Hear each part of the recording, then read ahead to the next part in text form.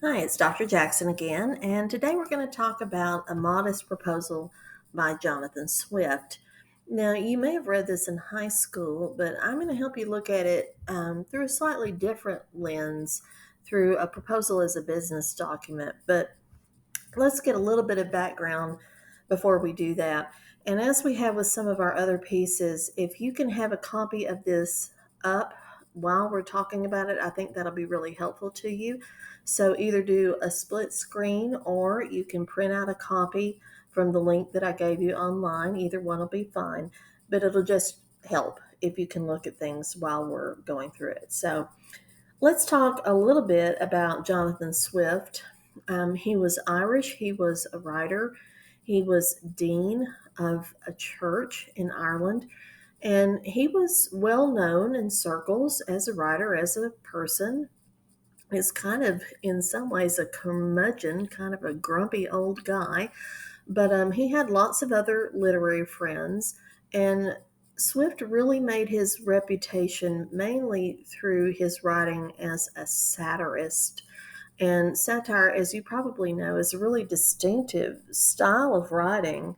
And in satire, as Swift is famous for having said, he said, satire is a glass wherein beholders do generally discover everybody's face but their own. So, in other words, they watch this, they find it funny, but they don't see the implications that, hey, I'm making fun of you, and you are the target of this particular satire. And that hasn't changed. It's still pretty much the same. And you may have a friend who watches things with you and says, yeah, that's funny, but doesn't get that it's funny to you because it's just like your friend. So it still continues.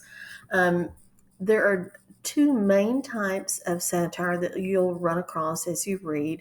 The first one is named for this Roman satirical poet, and we call it Juvenalian. We've anglicized that for his last name, Juvenalius. Juvenalian satire tends to be mean. It tends to be very biting. It tends to have anger at the core of it. And if you read Mama's Proposal for Class today, you can see Jonathan Swift is definitely mad and he wants us to be mad. So, just as an illustration of that type of satire, I'm going to play a song for you that was popular in the early 1980s. It was written by Randy Newman. If you know Randy Newman, he's written songs for hundreds and hundreds of movies. Um, you may know him from the Toy Story movies because he wrote You've Got a Friend in Me. But when this song came out, it's called Short People. A lot of people were really outraged because they didn't like the message they thought that he was sending. So I'm going to play the clip for you and just follow along and know that he's intending it as a biting satire. So here we go.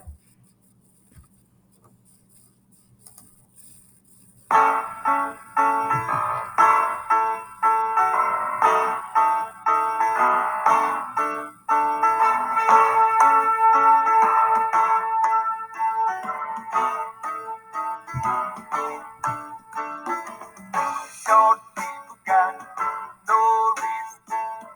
Short people got no reason. Short people got no reason to live. They got little hands, little eyes to walk around telling big, big lies. They got little noses, tiny little teeth. They wear platform shoes on their nasty little feet. Well, I don't want no short people. Don't want no short people. Don't want no short people around here.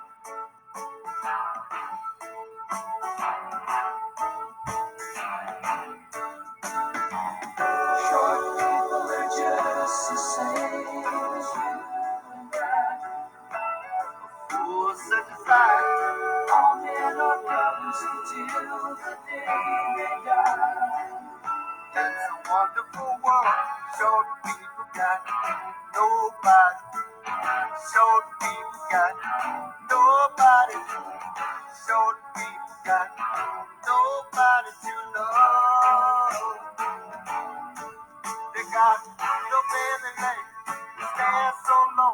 You got to pick 'em up just to say hello. They got little cars go beep, beep, beep. They got little voices going beep, beep, beep. They got rubbing little fingers, dirty little mind. They're gonna get you every time. Well, I don't want no short people.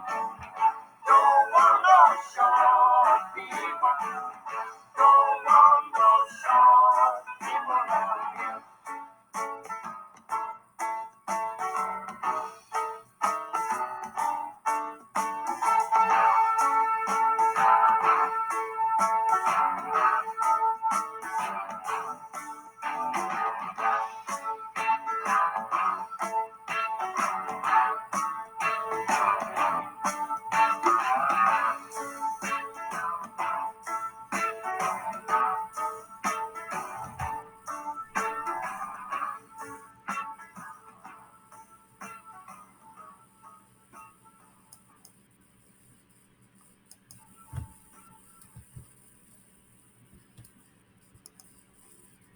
Okay.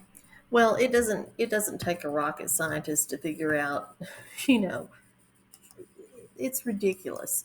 He doesn't really mean short people are horrible. He's just trying to say, what are you doing? You're just arbitrarily picking on somebody's characteristic and saying they're not worthy, and that's just dumb. And he's trying to do that by arousing your anger, and it works. Lots of writers do it. Charles Dickens does it in his novels. Writers are still doing it, trying to be provocative and to get your attention by saying, look at how dumb this is. Now, the other type of satire that you might run into pretty frequently is named after this writer, this Roman lyric poet, and we refer to this type of satire as Horatian. Horatian satire tends to be lighter, um, not as harsh, funnier. Probably you're going to run into it more frequently than you would other types of satire. It doesn't seem to offend people as much, and we see it a lot more.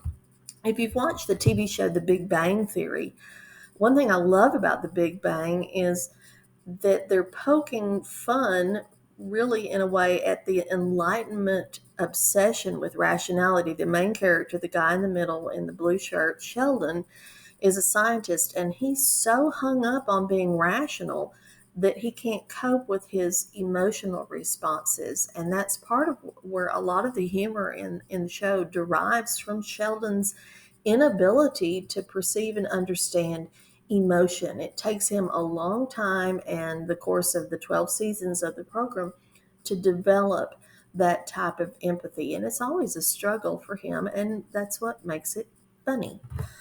If you've seen Saturday Night Live, when it's funny, and sometimes it is and sometimes it's not, it's because they're poking fun at things that we recognize. You and I know that a lot of times they poke fun at politics.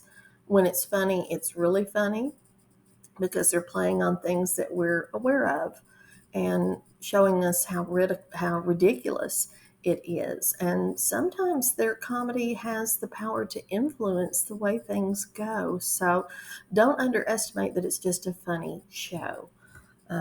Also, if you've seen the movie Mean Girls, this is a version of satire called Comedy of Manners. And in a comedy of manners, we're poking fun at societal structures. So, this film, as you know, probably if you've seen it, that it's really poking fun at that high school structure and the little group of mean girls that seems to exist in every high school. I mean, they were in my high school, and I graduated with Christopher Columbus back in 1492. We had mean girls too. It's just kind of a little subgroup that's always there. And we like that movie and we like that satire because we recognize it. We're like, yeah, I've either been the mean girl or I've been the object of their cruelty. And so that's part of what makes it funny and helps us to identify with it. Now, with Jonathan Swift, we're talking about Juvenilean satire. We're talking about the mean, biting, cruel, harsh, I'm mad, I want you to be mad type of satire. So, another piece that he wrote that you may or may not have read and you may run across if you take some other history classes or something in college, you might run across this piece. It's called A Tale of a Tub, and it's a piece about some religious tensions. And Pope is really frustrated with it, and he's writing about how dumb it is, and he's trying to be provocative in this piece too. The piece of his that you probably have the most familiarity with, though, is Gulliver's Travels. And if you don't know anything about Gulliver's Travels, you probably know that at one point he ends up on an island with a bunch of little people, kind of like the short people in the Randy Newman song. But Gulliver's name is supposed to sound like the word gullible, gull. He's easily taken in, he's easily influenced by whomever he happens to be with.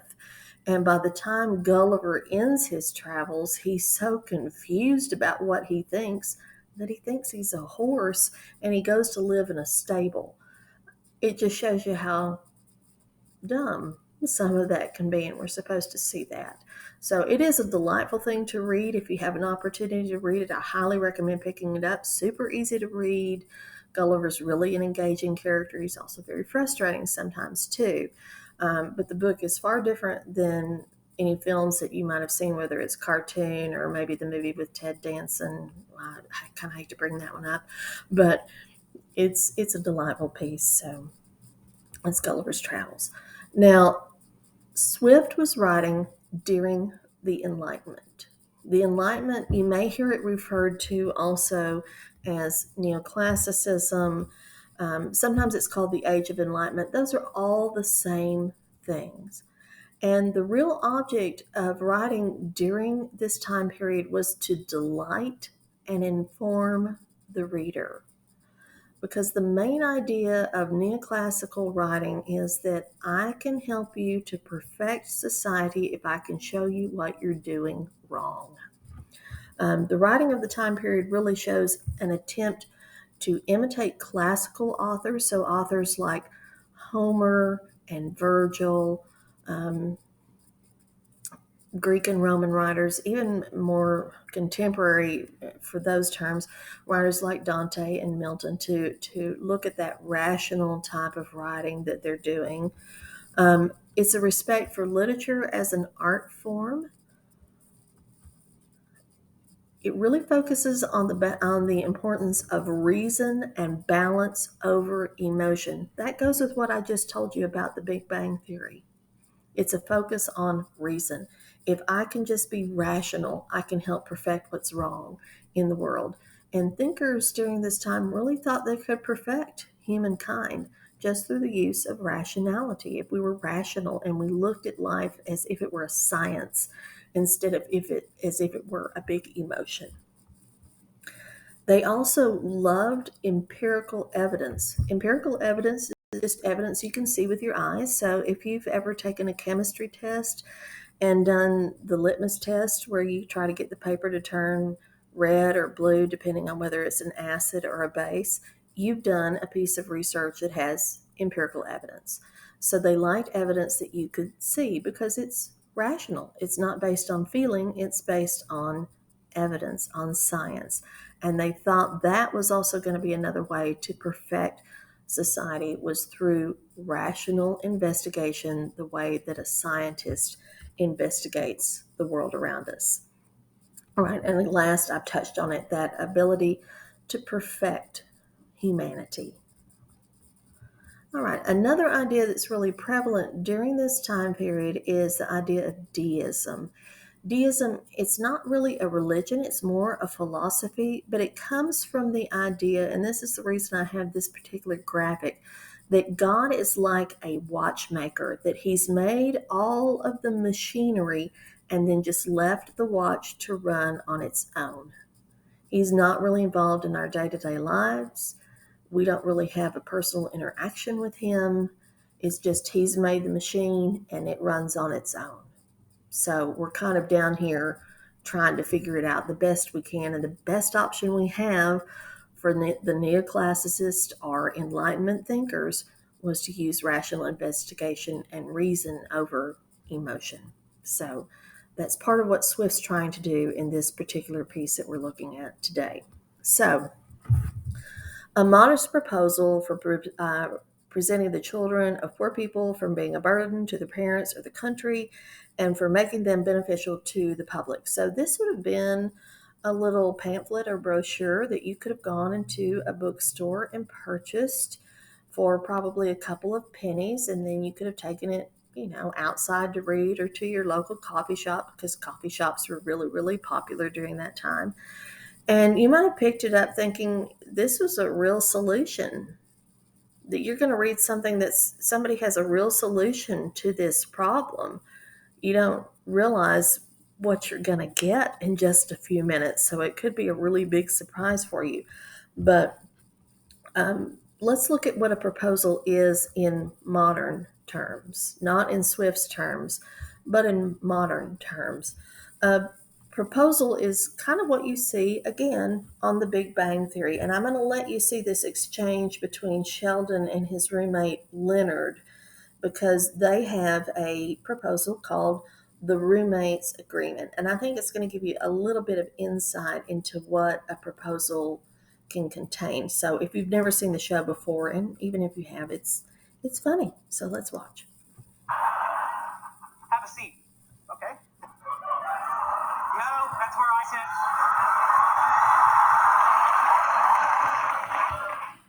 What's the difference?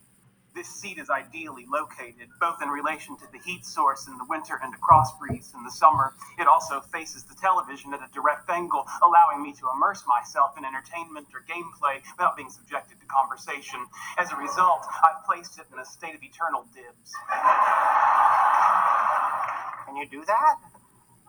Cathedra mea reguli mei. That's Latin for my chair, my rules.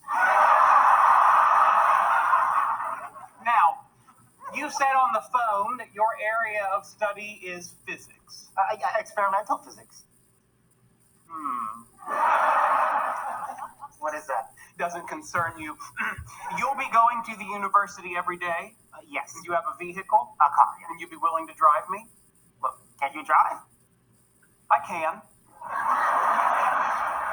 I choose not to. Okay, suppose I could drive you? Well, that's a point in my favor, right? Why don't you let me do this? Why? I just asked. Last question. In a post-apocalyptic world, which task would you assign the highest priority? Locating a sustainable food source, reestablishing a functioning government, procreating, or preserving the knowledge of mankind? I'm going to go with preserving the knowledge. That's correct. FYI, I would have accepted any answer other than procreating. Come, I'll show you the rest of the apartment. Oh, good. I passed the barriers. The second barrier. Don't get cocky. This is the bathroom. Are you fairly regular? I guess. This isn't going to work if you're guessing. When do you evacuate your bowels? When I have to. When you have to? I'm sorry, I don't rent to hippies. I'm sorry. In the morning, around 8. I can't give you 8. I can give you 7:30. Fine, I'll take it. Third barrier passed. You have won the right to see your room. Huzzah. Is this it? No, this is my room. People don't go in my room. Where do you sleep? I don't understand. No, if people don't go in there and you're people, you are people, aren't you? Making a joke. Do you do this often? On occasion. Your room.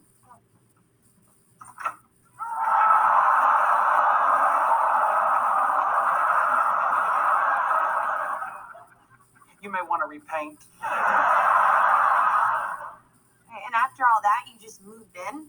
No, I didn't just move in. First, we had to iron out a few details. Roommates agree that Friday night shall be reserved for watching Joss Whedon's brilliant new series, Firefly. Does that really need to be in the agreement? Might as well settle it now. It's going to be on for years. Initial here. All right. That's television and movies. Section 9, miscellany. The apartment's flag is a gold lion rampant on a field of azure. We have a flag?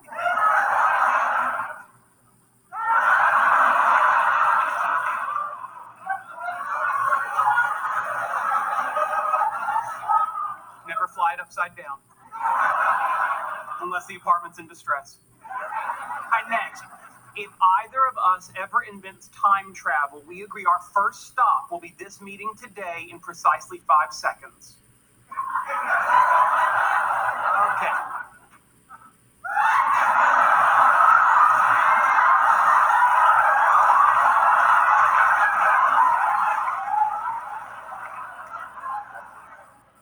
Well, that's disappointing. Why on earth did you agree to all that?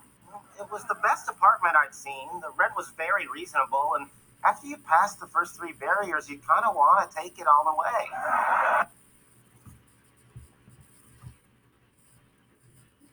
Okay, so that's enough for you to see that they're going through a series of agreements of what they will do and what they won't do based on this roommate agreement, which is a proposal.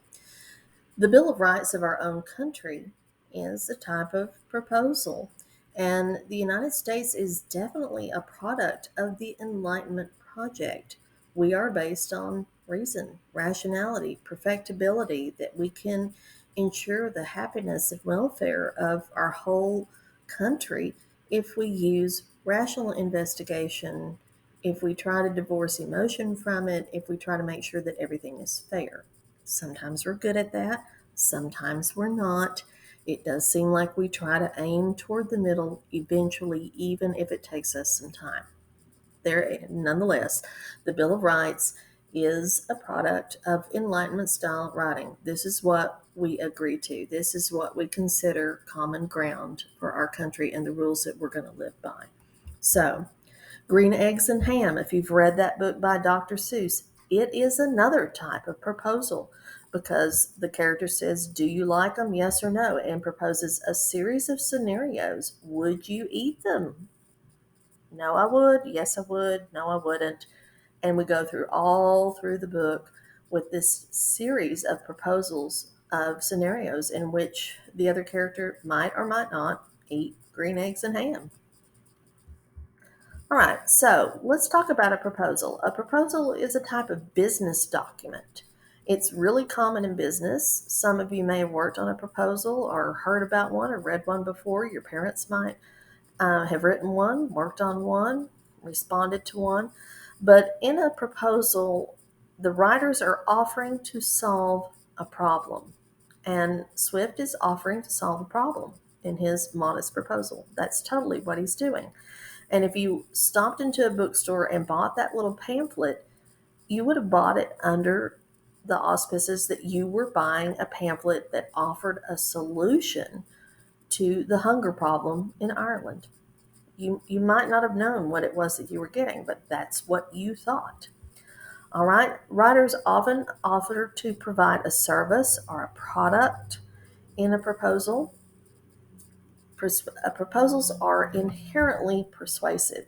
You're trying to persuade the reader to make a choice. Think back to Green Eggs and Ham. Sam I Am is always trying to get the other guy to cooperate until finally, at the end, the guy's like, yeah, I'll eat the green eggs and ham. They're okay. And ultimately, he agrees to eat them in all the other scenarios that Sam I Am has offered because he's persuasive. Either he's persuasive or he's just worn that poor guy down, one or the other. Proposals also follow specifications of the person who's requesting the information. All right. That request often comes in business scenarios in what's called an RFP, a request for proposal. And I'll talk about what that means in just a second. Okay. So proposals in the business world, either they're solicited or they're unsolicited. So there are two kinds. You either ask for it or you don't. A solicited proposal comes as a response to a specific request. So let's just say, for instance, that your hometown has a main road that needs to be repaired. It's in desperate need of repair. Everybody knows it's in need of repair. So the city council puts out an RFP, a request for proposal, and invites companies to come in and make a bid to repair that road. That's a solicited proposal. All right. We need the work done. You can tell us how you would go about doing that. Okay. A solicited proposal, therefore, it's a bid to complete some type of work. And the person who's asking for the proposal knows that they need the work. There are also unsolicited proposals. Now, Swift's modest proposal, we would consider it unsolicited. Nobody really asked him to write it, he just did it on his own. An unsolicited proposal happens when a person suggests a service or product that the customer may or may not know that they want or need. If you've gotten a telemarketer on the phone, they are constantly offering you some type of unsolicited proposal. I'm going to put a new roof on your house. I'm going to give you provide insurance for you. I'll buy your house and remodel it. All sorts of stuff that you may or may not know that you want. So, as you can imagine, it's harder to get somebody to agree to an unsolicited proposal. Doesn't mean that they don't happen. It's just harder to get the person to agree because they don't know they want the stuff. All right. So, because the person that's being solicited doesn't know that they want that work, it's going to be a little harder for the proposer to talk them into it. All right. So, that's the difference: solicited, unsolicited. With Swift, we have an unsolicited proposal. All right. Traditional proposals also have several sections that are pretty common to them. They can have more than the sections I'm going to list. They can definitely have four. Some proposals are book length. If you're going to build something really big, like a new student union building at a major university, or some type of new facility, it could be a huge proposal with lots and lots of parts. But most proposals are going to have these basic items that I'm going to talk to you about right now. So first of all, they're going to have an introduction. In the introduction, the writer is going to describe the proposed project. We're writing because I want to solve Ireland's hunger problem. And we're going to see if Swift does that. I can tell you right now he does.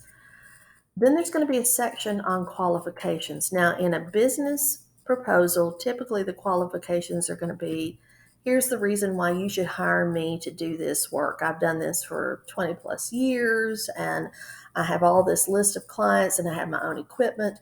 All the reasons why I'd be the right person to hire. Okay, we'll look at that as we're getting into this proposal in just a minute. It has a timetable. How long is it going to take to get this work done? It's going to have a budget. Now, in business proposals, the timetable and the budget tend to be the two biggest hot buttons, because most of the time people want to know how long is it going to take and how much is it going to cost. They may be concerned about other issues, but that's really hot button. How long is it going to take and how much is it going to cost? Just think about it. If you've gone to get your car repaired, how long are you going to have my car? And how much am I going to be out? That's what you want to know. The other stuff, yeah, that's great. It's going to run better, blah, blah, blah. But how much is it going to cost and how long am I going to be without my car? All right? Typical for a proposal. All right, and then you have some kind of conclusion. Now, Swift is not going to follow this just exactly, but I think you're going to be surprised at how closely he does follow it and how much this proposal that was written in the 18th century looks like a 21st century proposal might. So, that being said, let's go ahead and take a look at this. Okay? All right. So, in the introduction, the speaker in a modest proposal, who may or may not be Jonathan Swift himself, let's just assume it's not. The narrator starts by describing the streets of Dublin, Ireland, and talks about how the streets are just super full of poor people, and all of those poor people have a lot of children, and everybody is hungry because there's not enough food for all these people or all of these children. And then the narrator kind of thinks about what would it be like to have to feed all these children? How would you do that if the only kind of job you had was one where you really didn't make very much money? How are you going to keep a roof over your head and food in your belly when you don't have the means to do that, even for yourself, let alone for your family? All right, so we've definitely started out with an introduction. Okay. Then he's going to move into a description, and we can look at this as a description of the proposed project. So he kind of piques our interest by claiming that his solution is going to prevent those voluntary abortions and that horrid practice of women murdering their bastard children, alas, too frequent among us, sacrificing the poor innocent babes, I doubt more to avoid the expense than the shame, which would move tears and pity in the most savage and inhuman breast. All right, he's acknowledging this is going on. Women are aborting babies or causing themselves to miscarry, not only because it was shameful at that time to have an illegitimate baby, but because they know they can't provide for them. So, my solution is going to put a stop to that. All right. So, if you're reading this still thinking this is a real solution, you're thinking this sounds pretty good so far. It sounds rational to me, makes sense. Okay. Then the next section, it's not really a qualification section per se, the way that we would look at a modern proposal. But in this, the narrator gives us a whole lot of statistics. Now, if you really started to add them up, they look pretty phony baloney. But on first reading, you're like, okay, yeah, you've got this, you've got that. You got a lot of numbers. I'm not a numbers person because I'm an English professor, and to me, numbers just look like chaos. But it may be that Swift's playing on that. I'm like, okay, well, I'm just going to give up and think that what you're doing is real because you got a lot of numbers there, and you must know what you're talking about, because it wouldn't occur to me on the first glance that maybe you're just making this stuff up. Maybe you're just pulling all these numbers out of your head or some other place and trying to get me confused by having all of these numbers. But it looks, on the surface, it looks rational. It does. On the surface. We're still not to the part of this proposal that you go, but we're about to get there. It's coming really, really soon. So far he sounds rational. This is what it looks like. Women are, having all these babies that they can't take care of. These people can't take care of it. I've added the numbers, blah, blah. All right. The timetable has a less traditional type of formula to it. Instead, what he starts talking about is how long it's going to take this food to be mature. And this is where, as a reader, especially if you've never read this piece before, you start thinking something about this doesn't sound right. What are you talking about, children maturing into food? And you start thinking, oh my word, what have I gotten myself into? But it does kind of have the function of, it's going to take some time, and let me talk to you about how long it's going to take. So we're still kind of following that format. All right, next we have what looks like a budget. And again, on the surface, you could see that somebody who was kind of wrong-headed could read this as a rational explanation. And the narrator gives us a bunch of reasons to follow through with this plan. First of all, he says, hey, Protestants, hey, Catholics, and the Protestants and the Catholics have struggled against each other for years. In Ireland, there's still a problem. But he says, we're going to solve this problem, because if we follow through with this, we're going to deliver the kingdom back to the pretender. Well, the person that he's talking about is this guy, James Francis Edward, the Prince of Wales. He was the pretender to the throne of Ireland. What that means is he had a claim that was not entirely legal, that he tried to make, that I should be the ruler of Ireland. We shouldn't be under the rule of England because I'm really the king. But he was never successful in getting that done. And then his son, Bonnie Prince Charlie, was the young pretender. Same thing. I have a claim to the throne, but he was never successful in taking care of that. But Swift is alluding to that, and he's doing it kind of in a way that almost works like a counter argument. Yeah, I know you want that. I can give that to you. So, in a satirical way, he's making fun of people who are holding on to the very slim hope that either one of these men could come in and rule and Ireland's hunger problem would be gone. That wouldn't solve the problem. That wouldn't solve the problem. But as humans, we like to think there might be some kind of easy solution and somebody's going to come in and clean things up for us. And sadly, that doesn't always work. It's there nonetheless.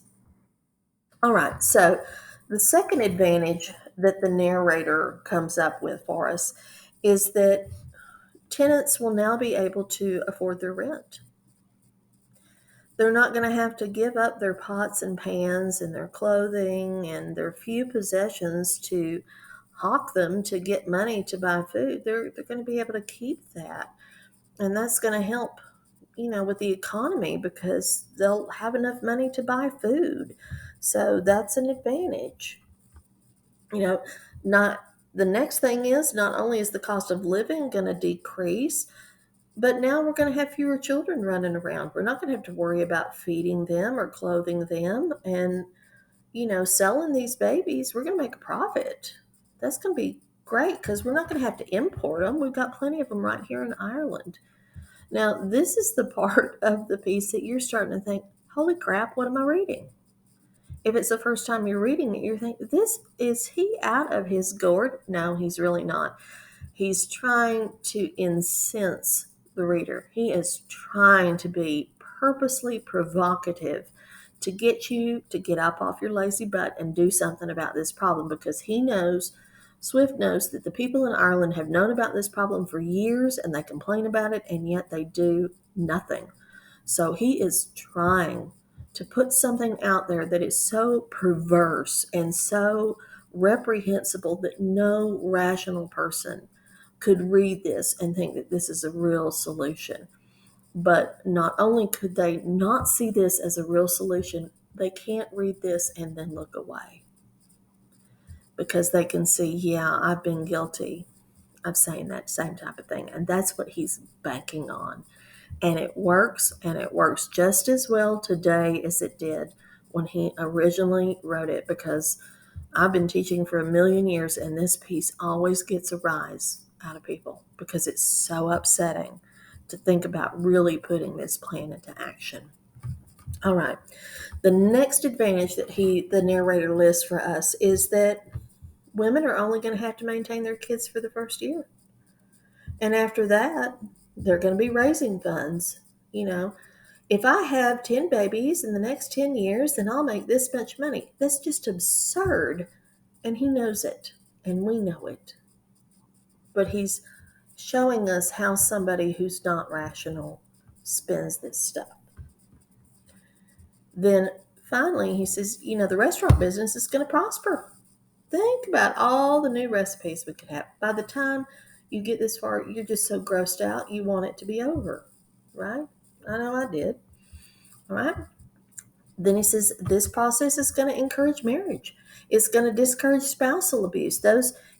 Abuse happens because you have the tension with money and too many children, and we never get any time alone. So it's going to solve that problem too. And of course, it's just absurd. It's just absolutely point blank absurd. All right. Then we have the conclusion. As part of his conclusion, the narrator proposes some real solution. He does. They're cannibalism, but it's a real solution. It's not one anybody wants to take. That would be insane. But has he proposed a solution? Yeah. Really, the real solution is Get up, do something, quit complaining, quit being lazy, take care of this. Don't expect somebody else to do it. All right. And then he says, ask everybody what they want. Well, of course, nobody wants to eat babies. That's absurd. That's disgusting. That's very troubling. We don't want to do that. All right, as we're getting ready to conclude, I want to play a really short clip for you about the Irish potato famine. That was hard to say, which happened a long time after Swift wrote A Modest Proposal, but it's just part of Ireland's ongoing problem with having enough food. And I find that students have a lot of questions about the potato famine after we get done with this particular piece. So let me just go ahead and play this for you, and that's how we'll end. And I'm really looking forward to seeing what you thought about this piece while you're reading, and I can't wait to read your discussion topics.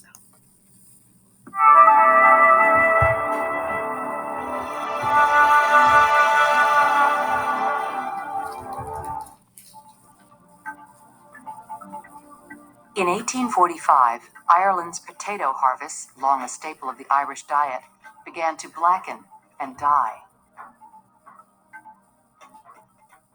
A deadly fungus was ravaging potato crops throughout Europe. In Ireland, the blight caused a horrible famine that the Irish called the Great Hunger. It killed 1 million or more people and forced many others to leave the country. Many Irish people viewed the famine as yet another of the devastating injustices they had been forced to endure under centuries of English rule. The English conquest and domination of Ireland had begun with invasions in the 1100s. English and Scottish settlers colonized Ireland and took possession of most of the best farmland. Irish peasants were forced to farm land owned by powerful absentee landlords who controlled vast estates from their homes in England. Absentee landlords didn't demand only labor from the peasants living on their land. The Irish were also forced to pay high rents. And even though the vast majority of the Irish were Catholic, they had to give a portion of their earnings to the Church of England, which was Protestant.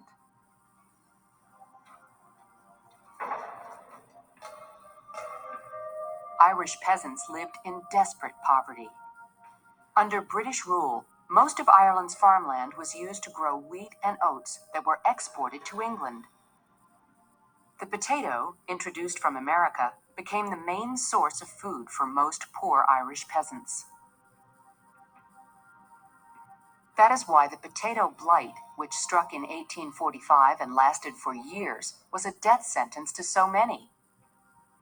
Barley and oat crops were not affected, but instead of providing food to the peasants, absentee landlords continued to ship their crops out of Ireland. Many peasants had nothing to eat except grass, leaves, and the rotten potatoes. In public workhouses, desperate inmates traded hard labor for starvation rations of meager, watery soup. Starvation and disease spread throughout the Irish countryside. Whole villages were filled with the dead and dying. A growing number could not make their rent payments, and the landlords dealt with them swiftly and harshly.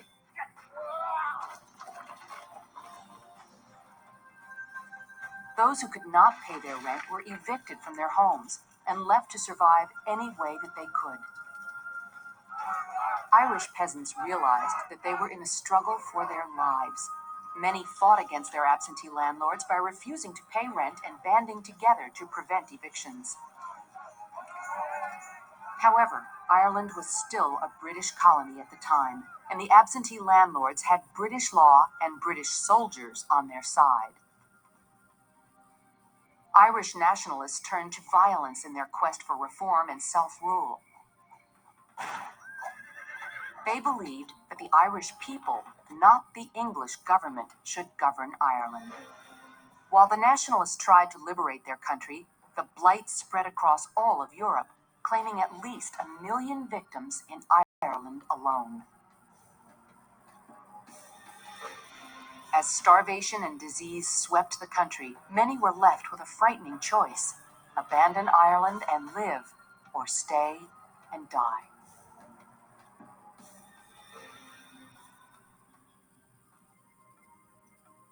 With few options, approximately 1.5 million Irish left their homes and their families for America, a land of opportunity and hope. A few would return, but most would never see Ireland again. The desperate men and women who immigrated to